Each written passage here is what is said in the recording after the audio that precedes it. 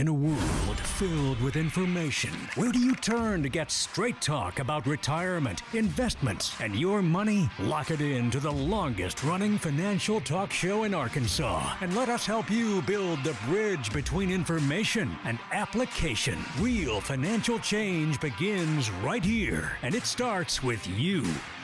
It's showtime! Woo!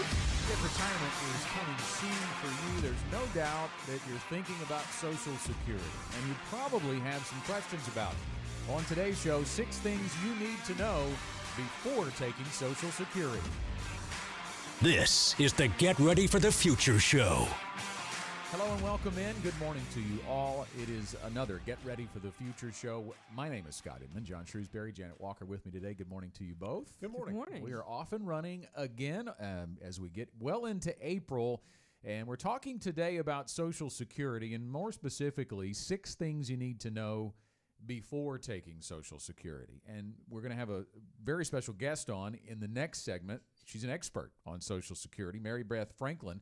She's a contributing editor for Investment News and a nationally recognized specialist on Social Security. She's been on the Get Ready for the Future show many times before, so we're looking forward to interviewing her about some proposed changes to Social Security. That's where we'll hang out mainly with her. But before we dive into the 6 things we're going to talk about today, hopefully it's going to be a very educational show about Social Security, but we're going to start by talking about, guys, why it's so important to talk about it in the first place. And a question right off the bat: if you have a financial advisor, is your advisor talking to you about Social Security? You know, I talked to a high school friend yesterday, and she's about my age. Obviously, we graduated together. I'm 48 years old, so still pretty good ways out from retirement, we'll say, Right. and making any Social Security decisions. But she talked to me. She's a business owner, and her CPA has recommended that she start to put money into a retirement account. She's been doing that for several years. She has it with someone, but that's all she's got. She knows she's been socking money away. She knows she's been accumulating. She doesn't really know much about the investment side, but she knows it's growing. That's it. Past that. She hasn't really ever thought about even looking at her Social Security statement online, get an idea of benefits, or thinking about income in the future.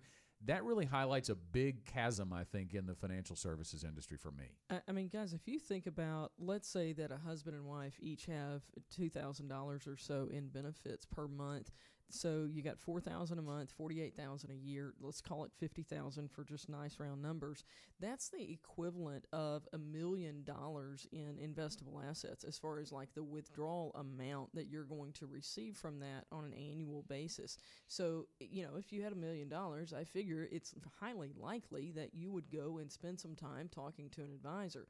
You do have $1 million if you have Social Security benefits along those lines. It's so important to spend time getting to know what are your choices, what could impact you as you walk through this process. Janet, when you think about Social Security, a lot of the perception on Social Security these days is it is what it is. You know, I'm either going to take it early because I think that you know, the system's going to run out of money, so I need to get my check and need to get as much money as I possibly can before it runs out.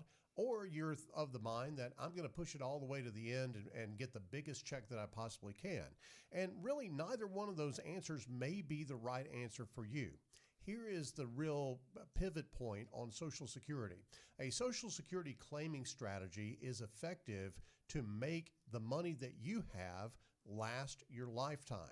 And there's some leverage there that you can apply with Social Security, and a lot of it depends on your personal circumstances. And Scott, I think that a lot of people miss the interaction or the interplay, if you will, between Social Security and your overall retirement picture, but it really fits together much like a puzzle. Yeah, it's got to be an income plan that includes all of those sources. So I do think that highlights your point of you said that people are kind of two mindsets of when to take the benefit, either as early or as late as possible. I think a lot of people too think that whenever I retire, that's when I turn it on, right? Because I'm going to need the income. And that may be true. But the bottom line is I think a lot of people are left on their own to make those decisions. They don't get help from their financial advisor when it comes to Social Security. Or they get the wrong kind of help. You know, we talk in one of the workshops that we do about the Waffle House wise men. And everybody's been to the Waffle House and everybody's seen the old guys sitting around the Waffle House in the morning drinking coffee, and they've got an opinion about everything. Yeah. And if you walk in and ask those guys, hey, when should I take my Social Security? What do you think you're going to, what kind of answer you're going to get? Oh, you need to take it as soon as possible. That government, they're going to run out of money. And they think they know the answer. And I'm sure that they're very well intentioned, but it may not be the right answer for you. And so there is a math and science equation that goes into this, and it's really very dependent upon how much money you're going to have in retirement. And the thing you want to look at is, how can I leverage Social Security to make my money last throughout my lifetime? Let me highlight one of the things that I think we get on a frequent basis in client meeting rooms when we start talking about Social Security, when we say, well, you're going to have to figure in the tax part of that, that Social Security is going to be taxed. And you get this look on their face like, what? What do you mean my Social Security benefit's going to be taxed? And I get that. Yeah. It is a tax you've been paying in your entire work life, and then when it comes back to you, they're going to tax it again. But on the federal level, that is absolutely accurate. Well, and to be clear, to be fair about this to the people who are asking us about it, it's likely that their parents' Social Security was not taxed. That's because true. It hasn't always been taxed. It's sometime in the 1980s, this got changed. And so, yes, your Social Security is taxable. But the other thing is, it's not 100% taxable. Right. It's somewhere between 50 and 85% of it that is taxable. So, could we get any less clear in this situation? And it's really important to look at that interplay of how this works with your other assets and the impact on taxes. And in some cases, your Social Security is not taxable if that's all you have, or if you have very little additional income, but it does accelerate pretty quickly thereafter. But to be really fair about it, Scott, if you think about the fact that Social Security is held out before taxes are applied to your paycheck, then that money never has been taxed. Right. And so the benefit that you get from Social Security is subject to tax because it never has been taxed before. Right. Speaking of taxes, we have something that could help people, maybe reduce their taxes a little bit in retirement. You want to tell them about that? And that's one element of it, I'm sure, in the upcoming webinar we have called How to Reduce Taxes Before Retirement. We know that we've had several dozen people already sign up for this webinar that is coming up Thursday, April 22nd at 6:30. We'd like to invite you on this program to go ahead and sign up. You can do it very easily by going to getreadyforthefuture.com/events. Register there for free. You can attend the webinar with your laptop right in the comfort of your own home. And the subject is how to reduce taxes before retirement. That's really kind of one of the big buzzwords now. I mean, I guess it always has been something that people are really concerned about when they think about how is their income going to be taxed in retirement. How is their income going to be taxed differently in retirement when you incorporate Social Security, when you start pulling money out of your assets? But I think it's getting a little more hyped up here with the change in presidential administrations and the talk about taxes going up anyway. I'm really glad you used that word hype, Scott, because there is a lot of hype about this. And don't be, freaked out by the hype. We're going to give you straight talk, just like we've always done on this show for as long as we've been broadcasting. We've told you that we're going to give you straight talk about retirement investments and your money, and we're going to add taxes to that. And so, there's all these folks that are pitching ideas about how you can save taxes in retirement. But the truth of the matter is that if you have qualified money, it's going to be taxed one way or the other when you take it out. And by the way, the government's going to force you to take it out about a year and a half later than they used to force you to take it out now, because they moved the required minimum distribution age to 72. But you need straight talk about taxes. Taxes is one thing you don't want to get crossways with the IRS on. And so join us for this webinar. It's coming up on April 22nd, 6:30. As Scott mentioned, we've already had a large number of people sign up, and there is a capacity issue here. So if you're listening to this broadcast today, you definitely want to go ahead and go to getreadyforthefuture.com/events and sign up for the Social Security, the How to Reduce Taxes in Retirement webinar that it really does relate to Social Security. That is coming up on April 22nd. Well, I think we've already highlighted that Social Security is certainly fundamental to retirement planning. But just how complex is it? Well, there are about 2,700 rules that govern Social Security. That's right, 2,700 100 rules. That Are we covering all of those today, Scott? We are not. We could attempt to. I think we would run out at number 136 or so. We would not get very far into it. I think our regulators have a larger number of rules than that, but that's probably the only one. Yes, That's true. very true. I'm positive of that. But we're gonna simplify it down to 6 things you need to know before taking Social Security. So number 1 on our list today is, what's your full retirement age? You know, a lot of people don't know that. Yeah, and this is something that has changed over the years. It used to be 65, and people still have 65 in their mind because of Medicare. Yeah. But this year, we're actually seeing some changes in this. Not that the rules have changed. It's just relative to the date of birth and when this group of people hits their full retirement age. This is the first time that we're getting into those 2-month increments. And what I mean by that, and we've got a little chart we can put up on this. If you were born from 1943 to 54, your full retirement age is 66. Well, those people have already hit 66. And after that, with each year, we go into 2-month increments. So we get to 66 in 2 months for 1955, 66 in 4 months, etc., stretching out until we get to the group that is 1960 or later, and full retirement age for that group is age 67. So this is the year with these 1955 babies turning 66 this year. This is the year that we begin to start seeing that. So it is important for you to know when your full retirement age is. It's very important relative to if you're wanting to take Social Security and maybe you're still working, you don't want to pull the trigger on that before you hit your full retirement age. And I think this is the first place people get sideways in their thinking about Social Security. When you hear full retirement age, the word full makes you think that's as big as my benefit's going to be, right? That's my maximum benefit from Social Security. But that's just when you begin to reach full retirement age. There's actually a delayed benefit you can wait until age 70 to get, and the benefit continues to grow. Go figure. Only with the government would you have the definition of full not mean Everything. the biggest, Yes, or everything. complete. I compare it to my kids doing their schoolwork. You know, if there's bonus opportunity available, did you take advantage of the bonus opportunity? That's the question here. You could make 100%, but you might want to make up for some other things that maybe we didn't do. You know, like investing for retirement earlier in life. Maybe you make up for some other things. Let's get those bonus points. So those are the delayed retirement credits that you can get really with every month beyond your full retirement age. And that's number 2 on our list of 6 things you need to know before taking Social Security. What's your full retirement age is the first. Number 2 is, how will the age you take benefits affect your eventual monthly payout? So we're going to kind of get in the weeds on this one and talk about it. You can take it as early as age 62, and that is regardless of what your full retirement age is. 62 is across the board for everybody, but how much of your full retirement benefit you receive definitely depends on what your full retirement age is. Right. If you have a full retirement age of 66 as an example, and you take your Social Security at 62, you're going to get a 25% reduction in the benefit that you have coming in. That's just how the math of Social Security works.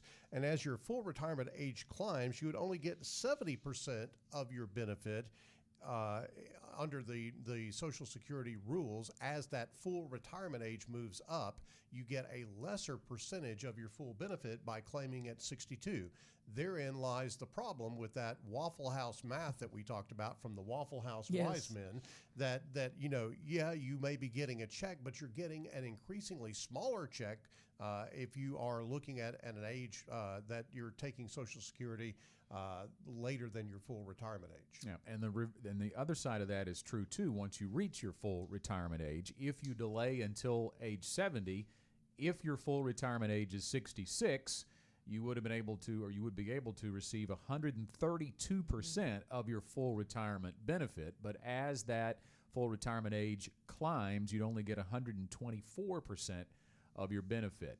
So what this really means is it's increasing from 62 all the way to 70 at around 8% per year every year that you wait. Now, that's a stock-like return, right? So sure, it's very tempting to go across the board that I just want to delay it, but that may not always be the case because there's so many other factors. The key word that you want to understand in this equation is optimum. When is the optimum time for me to take Social Security? And again, as we said, it really depends on your situation.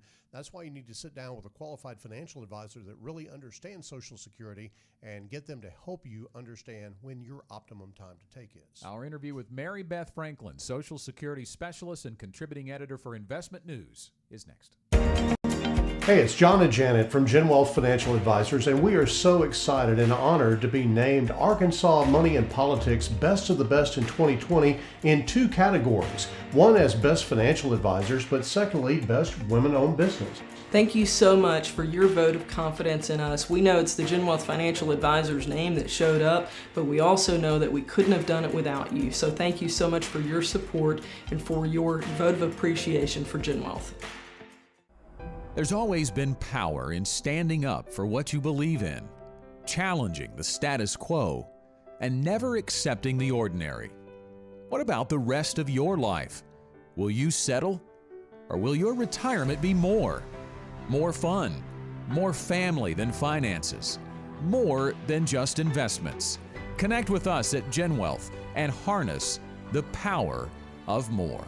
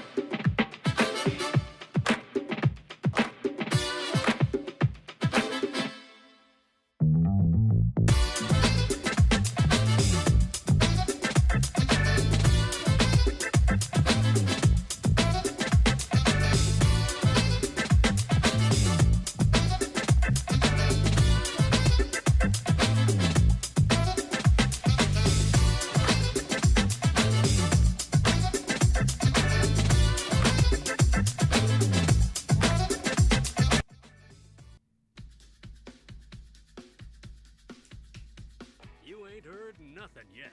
Buckle up, because we're back with the Get Ready for the Future show. 6 things you need to know before taking Social Security. That's the topic of today's Get Ready for the Future show, and we've already gone through a couple of those things, and we'll get back onto our list after our next segment, because we're pausing right now to step in and talk to Mary Beth Franklin, Social Security specialist and contributing editor for Investment News, joining us on the phone today. Good morning, Mary Beth. Good morning. Thanks for inviting me. Well, it's our pleasure, and we thank you for joining us. First of all, how are you? How have you endured the pandemic? It's been a little while since we've had you on this show. I know it was before the pandemic. Is everyone healthy, and you getting to do some of the normal things that you do? I know you don't travel as much probably, or haven't been. How are things going? Everything's going well. My husband and I have both been fully vaccinated, which is a wonderful thing. And we live in Virginia outside of Washington, D.C., and it's cherry blossom season. So it's a beautiful time of year here. Mary Beth, about a year ago, you wrote a column at the start of the coronavirus outbreak and predicted a worsening of the status of Social Security as a result of the pandemic. Now that we've passed the 1-year mark, how are things going? Well, we're still waiting for the official pronouncement from the Social Security and Medicare Board of Trustees. Each year they release a report on the long-term financing of the Social Security and Medicare trust funds. And when they released the 2020 report last spring, it looked like things were holding steady, that the trust funds would eventually run dry as expected around 2034. But the problem was that report was compiled before the pandemic hit. So no one felt that it was an accurate reflection of Social Security finances. So we're all anxiously awaiting the next report. We just don't know when it will be, sometime between now and possibly early summer. Mary Beth, let's talk a little bit about President Biden and proposed changes to Social Security. He's talking about a guaranteed minimum benefit of at least 125% of the federal poverty level, as well as a 5% bump in benefits for those who've drawn for over 20 years, and then a 20% 20% increase per month for widows and widowers. What are your thoughts on those proposed changes, the impact on the system, and whether we're headed where we need to go for Social Security? Well, frankly, those proposals of basically expanding Social Security benefits for the most vulnerable, those who are lifetime low-income earners and the very elderly who are probably 85 plus, did not originate with President Biden. They have been kicking around for several years, and sort of the antithesis to the other side of the aisle, who's been talking about the need to cut back on benefits, to scale back on the way inflation is measured, the idea of raising the full retirement age even further sometime in the future. So there's certainly proposals on both sides. There's great desire to make sure that this critical retirement income plan will be there for current and future retirees. There's just not a lot of agreement on what the solution will be. I don't see any immediate action on Capitol Hill. President Biden certainly has his hands full with proposed infrastructure legislation and proposed tax increases to pay for it. So it may be an issue that will wait till the end of his first term. Mary Beth Franklin, our guest today on the Get Ready for the Future show, Social Security specialist and contributing editor for Investment News. And Mary Beth, on our side of the aisle when it comes to retirement income planning, one of the big risks that we have to tackle is inflation risk. We have to have those paychecks for our retirees go up over time because we know things are going to cost more. And I know one of the frustrating parts for the Social Security recipient from that standpoint is that cost of living raise, if it happens at all, is oftentimes very negligible and doesn't necessarily reflect the actual inflation rate. And one of the things the president has also talked about is changing the inflation factor applied to the benefits to make them more closely track the expenses retirees face. What are your thoughts on that proposal? Well, retirees often complain that even when they do get a cost of living adjustment, it's not enough to cover their actual expenses. And part of it is it's an imprecise measurement. Benefits are increased based on the consumer price index, but that is designed to reflect the cost of your average working American. More money spent on gas, commuting to work, and housing costs, as opposed to maybe medical expenses, which is a much bigger chunk of a retiree's budget. So there have been proposals in the past to use a different measurement, something called the CPIE, or the Consumer Price Index, for the elderly that would more reflect their cost. Again, there's an opposing proposal to use something called the CPI Chained Index that would basically reduce annual inflation adjustments compared to the current measure. So again, reflecting different political viewpoints. The one thing we should remind people is Social Security is often the only guaranteed source of income that most Americans have that is, in fact, adjusted for inflation, no matter how inaccurate that adjustment might be. Mary Beth, let's talk a little bit about raising taxes and trying to address shortfalls in Social Security. You alluded to the fact that the prognostications have been that Social Security is going to run out in 2034, and there's a lot of concern, obviously, about the report that's about to come out and how the pandemic has affected Social Security. And it's clearly money in versus money out. There are a lot of proposals to raise taxes. There's one of a 12.4% tax increase for workers making over $400,000 a year. I'm wondering how that might affect benefits for folks and whether you feel like that is a real solution to this funding shortfall. Well, first of all, let's back up and explain what funds Social Security benefits. It's those FICA taxes, the payroll taxes that all workers and self-employed people pay each year. That creates the funding source for those benefits. About 30 years ago, when Social Security was really having some long-term financing problems, the taxing formula was changed to collect more revenue than was needed at the time. And that excess revenue is what we refer to as the trust funds. Well, since 2010, we have been drawing down on those trust funds to supplement the revenue that comes in from FICA taxes. And around 2034, that excess revenue, those trust funds, are expected to be exhausted unless Congress acts before then. That does not mean there would be no Social Security benefits. There would be enough revenue from ongoing payroll taxes to pay about 80% of promised benefits. But frankly, no one is going to be satisfied with 80% of benefits. So that's why it's imperative that Congress takes action, preferably sooner rather than later, to bolster the system. And it probably would be done with a combination of some sort of tax increase and possibly some sort of benefit changes, such as raising the full retirement age above the current level of 67 sometime in the distant future. So out of all of that, Mary Beth, do you have a favored view of how that might be addressed? I know you studied this, you work in it all the time. What's your viewpoint on how to actually address that? Well, I think one of the biggest challenges is higher income people do not pay Social Security taxes on all of their wages. Right now in 2021, the first $142,800 of annual earnings are taxed for FICA purposes. Any earnings above that level are not taxed to support Social Security. The challenge is so many people are making so much more than that annual wage cap that a lot of wages are escaping being taxed for Social Security purposes.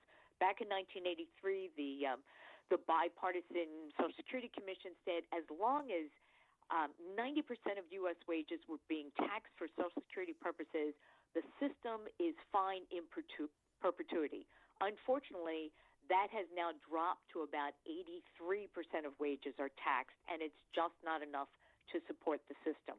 So I would like to see that taxable wage base float up over the next few decades to help make up some of that loss. The other key, though, is how much you pay into benefits affects how much you pay in taxes affect your future benefits. Mm-hmm. I think it's a cardinal rule that if I pay into the system, I should get benefits out in a commensurate way.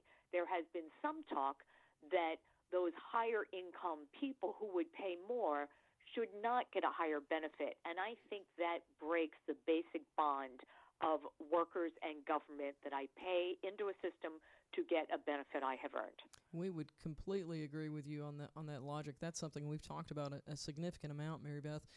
One of the other questions about how would you propose to change it? We've talked about maybe paying in more taxes for those high earners. What about on the withdrawal side of it? Are there some changes that you think it might be time for? I know, when Social Security was first started, it was a worker's benefit, and now there are so many people who have the potential of being able to draw on the earnings record of one worker. What are your thoughts along those lines? Well, Social Security is really the only nationwide safety net we have for elderly and their dependents. And I can't underestimate how valuable it is, not just that retirement benefit, but in many cases, a benefit for a dependent spouse, minor dependent children, permanently disabled adult children, and critically, a survivor benefit for a remaining spouse when the worker dies. I don't think we should be looking to minimize some of those extra benefits, those dependent benefits. They really are critical. I think we need to look at the rules for who gets them and when. Mary Beth, we have about a minute left, and boy, I just would highlight what great insight it's been for this segment, hearing your thoughts on Social Security as someone who studies it. I can't help but think people who are listening may want to find out a little bit more about you or read more of your insight. How can people follow you or read what you're putting out? Well, the easiest way to find me is just to Google my name, Mary Beth Franklin. That's 3 words. I also have a book on how to maximize your Social Security retirement benefits. It's an ebook, meaning it's only available online at investmentnews.com/MBF ebook. That's my 3 initials followed by ebook. Very good. Well, Mary Beth, we thank you once again for joining us on today's program. Thank you so much. Bye-bye. The Get Ready for the Future show continues as our topic is today 6 things you need to know before taking Social Security? Stay with us. We'll be right back. At Gen Wealth, one of our standards is that we value good communication. One of my favorite quotes about good communication is from George Bernard Shaw. He said, "The single biggest problem in communication is the illusion that it has taken place. If you ever doubt that, come to my house, listen to my 16-year-old son and my 13-year-old daughter having a conversation, and see what happens, because they will walk away with completely different understandings of the conversation that has occurred. It happens every time. It's okay, they're still learning communication. But here at Gen Wealth, we believe that that's something you need to experience every time you walk in our door, that you need to feel understood, that you need to feel listened to. So you'll see a change in how we're even communicating. If you're talking about something that's very serious, very personal, you'll even hear a change in our tone of voice, because that's just how good communication is supposed to be. But it also means that we can feed back to you what you've shared with us, just so you know that we're listening. We value good communication.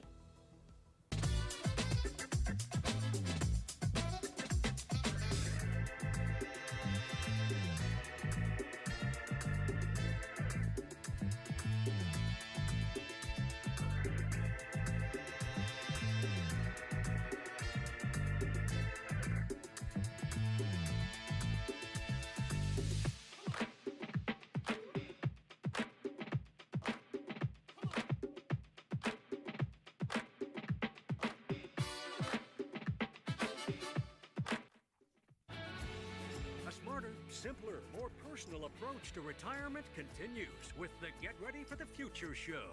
It's going to be interesting, some of the things Mary Beth Franklin was talking about in the last segment. Our Social Security expert or specialist and contributing editor for Investment News. We thank her again for joining us in the last segment. Terrific insight, but she talked about that trust fund depletion, that it's predicted to be depleted by 2034. That's the excess money that Social Security has and has been paying out, she said, since 2010.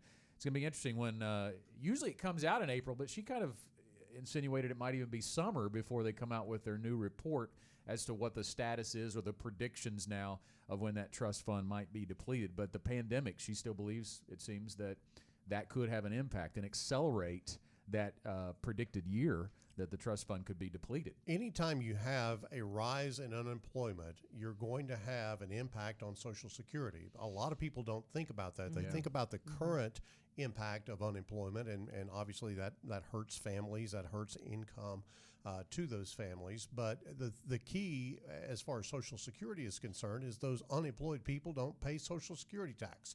And so the revenue that was coming in to offset some of that depletion of that trust fund has dried up from those folks. And so as we get back to full employment, I think that will help, but that hole has been created by that period of time that those people were not paying Social Security tax, and so it could have an enhancing, if you will, of the depletion of that Social Security trust fund. To what extent, we don't know. We'll figure that out, I guess, come summer. The other thing I thought was very interesting that I learned was the fact that in 1983, 90% of wages were taxed, and now that number's down to 83%. Yeah. You may know about the cap, and she said this year it's $142,800 in income. Once you surpass that, you no longer pay that Social Security tax.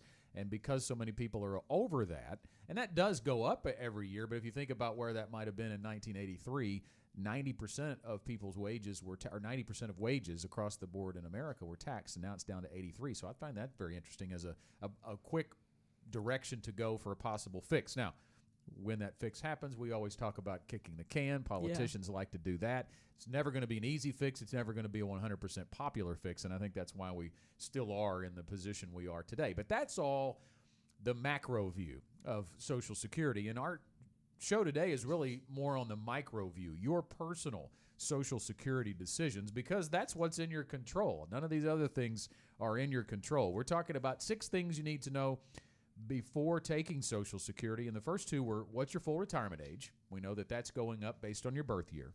And how will the age you take benefits affect your eventual monthly payout, whether you take it as early as 62 or as late as age 70. Number 3 on our list is, are you healthy? That's a big consideration to be made here, and it's a tricky one to really get into because nobody can predict their date of death, John and Janet. But if you do have a family history that indicates you might live a short life versus a long life, that should impact your Social Security decisions. And particularly, do you have some sort of dread disease? Do you have something going on in your life that could shorten your life expectancy? Family history is one thing, but your current health is clearly another thing. You know, if you have maybe a history of cancer in your family and you're a smoker, you're probably looking at a shorter life expectancy. I think statistics would bear that out. Well, and what has happened since you made the original decision? Let's say that you've worked with an advisor and you've put together a plan. What we always tell our clients is that, you know, we've put together a mathematical answer to what we believe based on what we currently know would be your best approach to Social Security claiming strategy for you.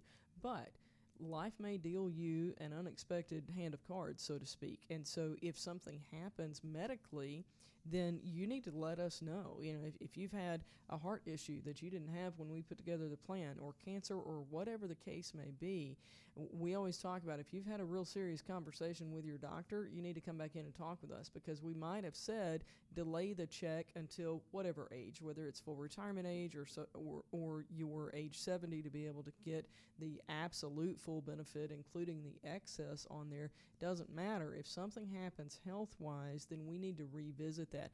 But guys, I'll say even on that, it's not an absolute, because sometimes we still need to delay that benefit because you may be the bigger earner of the husband and wife. You may be the bigger earner of the two, and we need to preserve that larger benefit for the survivor. I don't know any other area of financial planning where the phrase "it depends" really does apply. Yeah. It depends on a lot of things. And here's the problem that we run into in society today. We're all looking for that instant fit into whatever those number of characters are on Twitter or whatever, that quick answer to everything, and everything doesn't have a quick answer. You have to sit down and kind of pour through this a little bit, and that's where I think, Scott, the value of a well-reasoned financial advisor who has dealt with these issues before and has the tools, if you will, to be able to analyze each person's individual situation and come up with a strategy for that person. Part of our Ready to Retire process for our clients in building a retirement income plan includes a Social Security analysis and strategy. And it's really twofold. It's very educational. It's a great resource to have when it comes to the key terms. A glossary of terms is in there around Social Security, what Medicare is, the different parts of that. So it's a great resource in of itself, but it will also help us produce a claiming strategy for you. It's just one component, but a very key component, as we've already pointed out in today's program, that Social Security is a foundational part of your overall retirement income plan. If you'd like to walk through the Ready to Retire process at GenWealth, it's only a phone call away, 501-653-7355. Again, it's 501-653-7355, or you can send us an email as well. Just send it to info@getreadyforthefuture.com.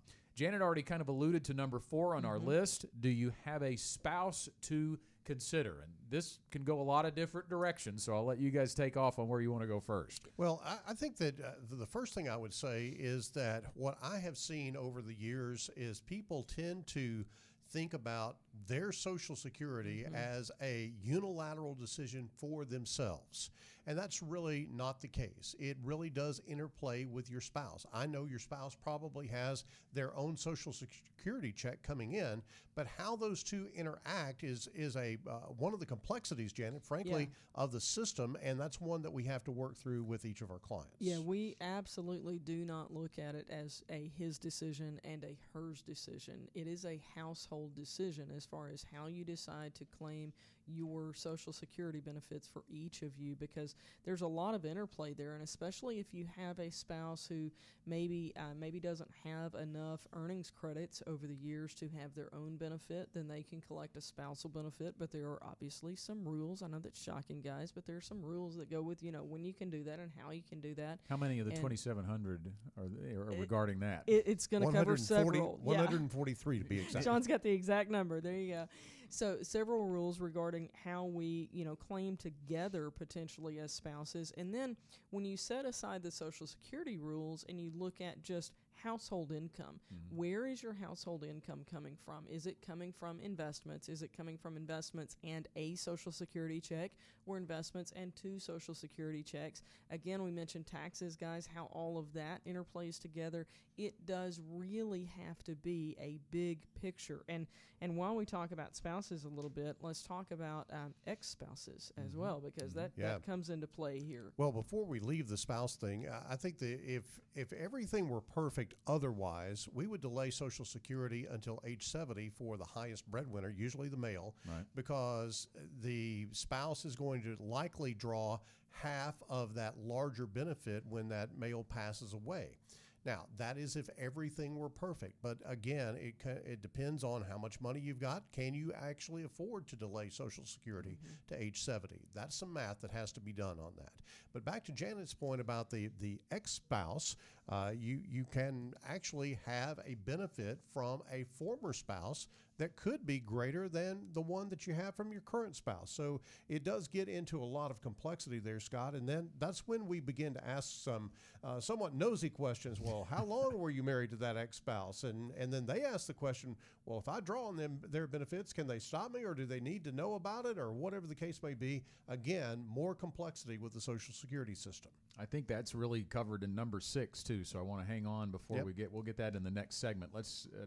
I'm really the numbers guy, so we have to stay in order. Got to keep us on track. Number 5 is your earnings history correct? You know, Janet, you referenced the term earnings history there, and that's what the benefit is based on. And it may be rare for Social Security to make a mistake here, but that's something that's a clear one of the 6 things you need to know before you take Social Security is verify that they didn't put a 0 in one of those years. Yeah, and there is a time limit on getting this fixed. A lot of times people don't look at their earnings record until they are ready to claim, or at least ready to plan for their claiming strategy. And so sometimes they don't know within the time period. And I'm just going to tell you, fix it within 3 years of when it was earned. But that's not really the rule. You ready for this? Yep, I can give it to you right here. 3 years, 3 months, and 15 days. After the year in which the wages were paid. Again, it's a little bit complicated, but if you get it done within 3 years, you're within the time period. Wow.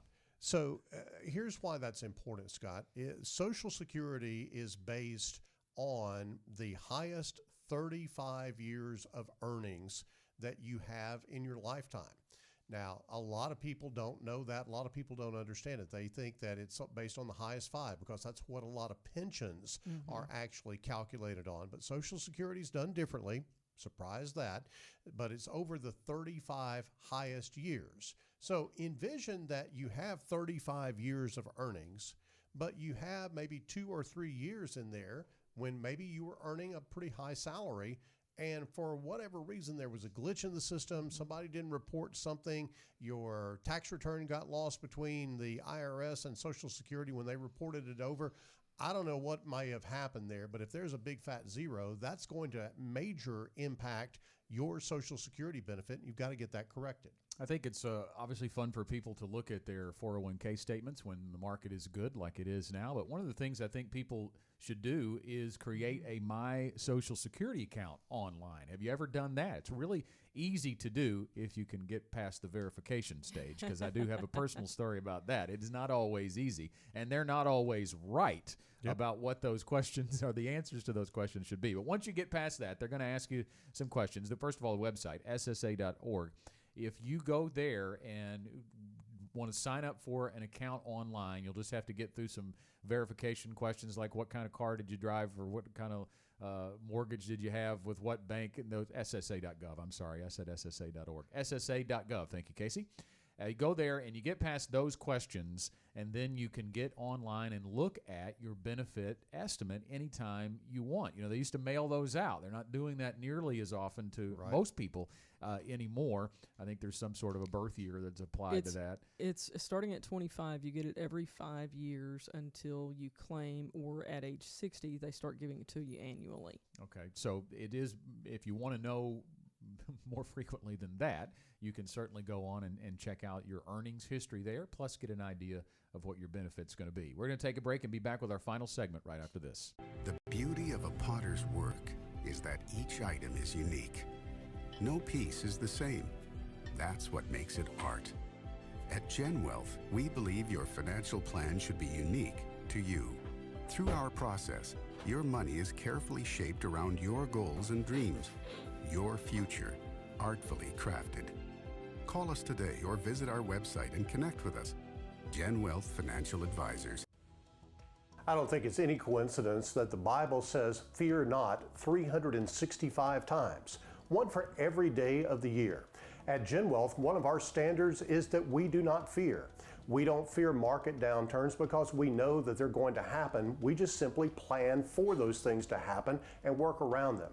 It's one of the things that we believe very earnestly, that you should never fear what you don't understand. You simply find a way to understand it and find a way to use it to your advantage. It's one of the Gen Wealth standards.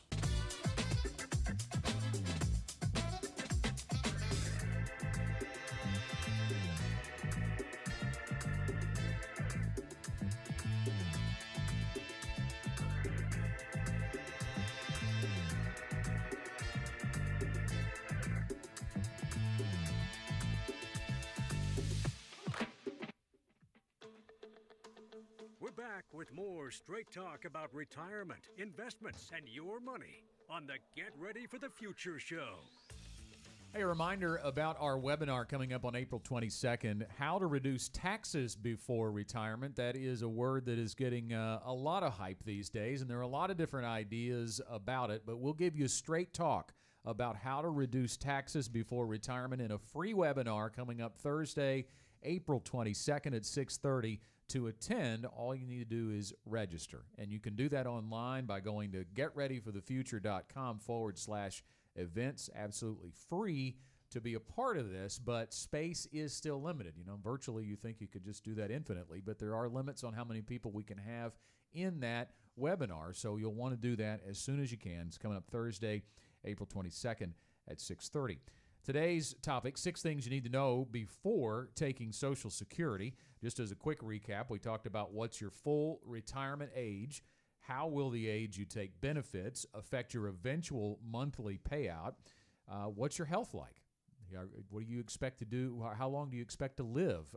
That's a big key component to thinking about when to take Social Security. And do you have a spouse to consider, and is your earnings history correct? So we're up to our final item, and number 6 is, are you eligible for additional benefits beyond those based on your own work history? And that really falls back into, we alluded to this earlier, there is the worker's benefit, there is the spousal benefit that can be drawn off of that worker, but even ex-spouses and children can come into play here as well.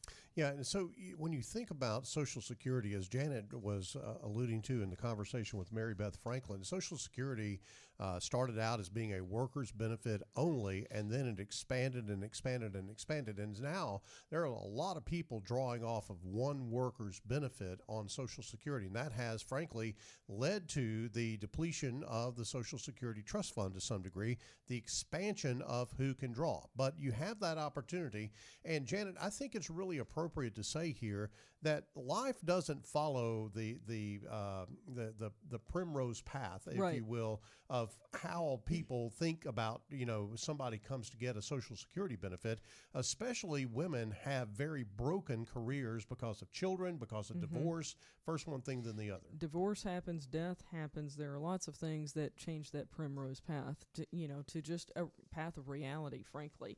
So let's talk about in divorce situations. If you were married for 10 years, and it doesn't have to be 10 years and anything else, this is 10 years even. If you were married for 10 years and then divorced, then you are eligible for a divorced spouse benefit, which would be 50% of the ex-spouse's benefit. He doesn't have to, I'm going the guy route here. It could be male or female, but he doesn't have to know, as long as you have the documents to say, here's the date of marriage, here's the date of divorce, And you don't have to have like his earnings record or anything. Take his Social Security number, and they will figure that out, and they'll be able to tell you, here's what your benefit would be as an ex-spouse. One thing a lot of people don't know for ex-spouse benefits is that if the ex-spouse then passes away, you're actually eligible for an increase. You can go from an ex-spouse benefit to a survivor benefit. And if they have a current spouse, that person can also get a survivor benefit. So there's no negative impact on the earner originally or on their current spouse for an ex-spouse to take something. That is a very common question that we get. And guys, one other thing about, getting benefits that you didn't actually, you weren't the one who worked for them to pay into the system, is minor children of a retiree. So this is actually more and more common. I love what Mary Beth Franklin calls this. Y'all are going to laugh about this one. She calls it the Viagra College Fund.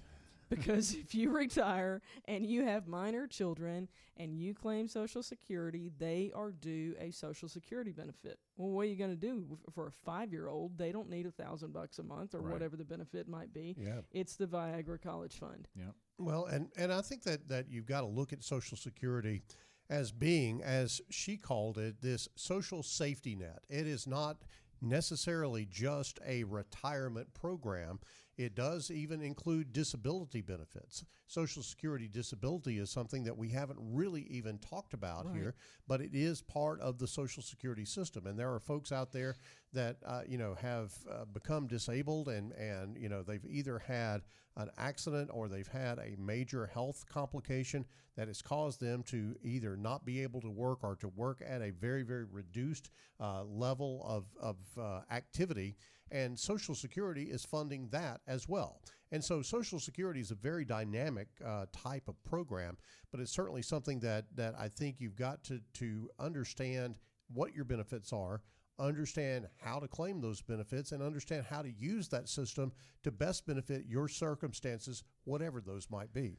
Well, we've talked about a lot of questions here that you should be thinking about, but we've got one bonus question for you. When you think about Social Security in a broader context, as John's already started to allude to here, it is a part of your overall retirement, but what's the plan? What's your plan for retirement? Is it just to survive and scrimp by on Social Security, and then all of those assets, whatever that number is, that you've accumulated over a lifetime of working, is the pile that you're just going to tap just in case? It's the just in case retirement that we talk about. Doesn't it make more sense to figure out an overall income plan that incorporates Social Security? Maybe there's a pension, maybe there's rental income, maybe there's business income, whatever the foundation income of your retirement is, and then add on a monthly income stream from the assets that you've accumulated over a lifetime of saving money. Scott, the Gen Wealth Ready to Retire process starts with got to have a written plan. Mm-hmm. Not a plan that's up here, but a plan that is on paper, on purpose, that you've sat down and really thought about what kind of income are you going to need for the next 20, 30 years, however long it may be. You've got to have that ability to have guaranteed income in that program. The other thing that we've talked about today is that your guaranteed income has got to increase over time to keep pace with inflation. Inflation is coming. We've been talking about that. We're seeing it in the marketplace right now. Inflation is on the way.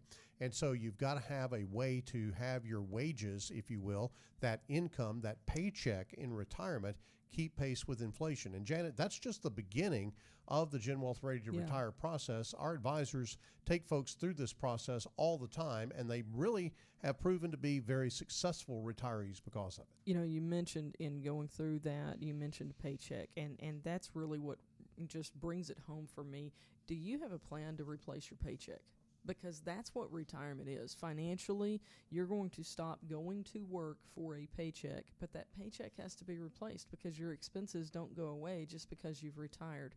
So do you have a plan on paper, on purpose, to be able to replace that income for as long as you're going to be here, and to provide for your spouse as well, to be able to replace income for them for as long as they're going to be here? Sometimes inheritance money is important for people in planning. Other times it's, if I use the last dollar, that's great. we can put together a plan for you that will be personalized for your situation to deal with how you want to build retirement. But the key is, have you sat down with an advisor to put a plan together? Scott, I'll also throw in there about the ready to retire process. One of the things that we look at is disability in retirement. Now, obviously, you're not going to interrupt your paycheck in retirement because of disability, but the expense of long-term care costs are astronomical. And I will tell you, as soon as I say the words long-term care, I know a switch goes off in most folks' head going, I don't want to go to the nursing home. We don't want you to go to the nursing home either. You better have a plan to not go to the nursing home, or Medicaid may be the only resource that you have to take care of those long-term care costs. And when you think about the impact of long-term care on legacy to a spouse or children or grandchildren, if that's something that is in your mind, that is even a bigger reason why you want to sit down and address the issue of long-term care. Don't have an ostrich plan for long-term care. That is, stick your head in the sand and hope it doesn't happen to me. You've got to have a real written plan to take care of that. There is the bell. Perfect timing. John's thought completed there. It is time for our final thoughts on today's program on Social Security, and we'll start with you, Janet. So I would just recap the questions that we've talked about today. Before you start claiming Social Security, what are the things that you need to know in this process? So what's your full retirement age? How will the age that you take benefits affect your eventual monthly payout? That can have a pretty significant impact for you. Are you healthy? Do you have a spouse to consider? Is your earnings history correct? Fix it if it's not. Are you eligible for additional benefits beyond those that are based on your own work history? And then, most importantly, what's the plan? Scott, I'll say that I think that one of the things that you've got to really hone in on in retirement is taxes. We've got a great webinar. It relates to Social Security, but it also relates to your other income.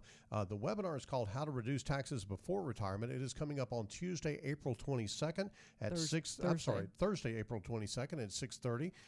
And you can go to getreadyforthefuture.com/events to register free of charge, but you need to register because there is a capacity limit on the webinar. We have given you some questions to think about today in our program on 6 things to know before you claim Social Security. Next week, it's all about your questions. So if you have some, and we know that you do, we get them in meeting rooms every day.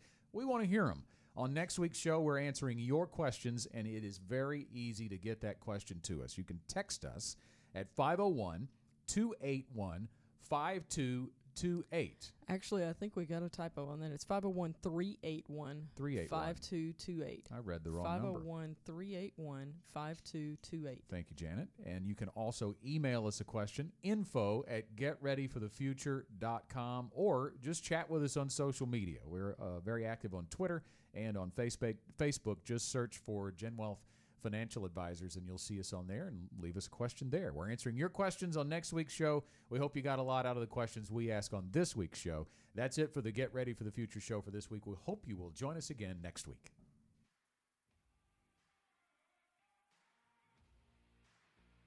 The Gen Wealth Financial Team is available to you 24/7 at info@getreadyforthefuture.com, or call our offices at 501-653-7355. You should personally consult a financial advisor before making any investment, and no strategy can assure success.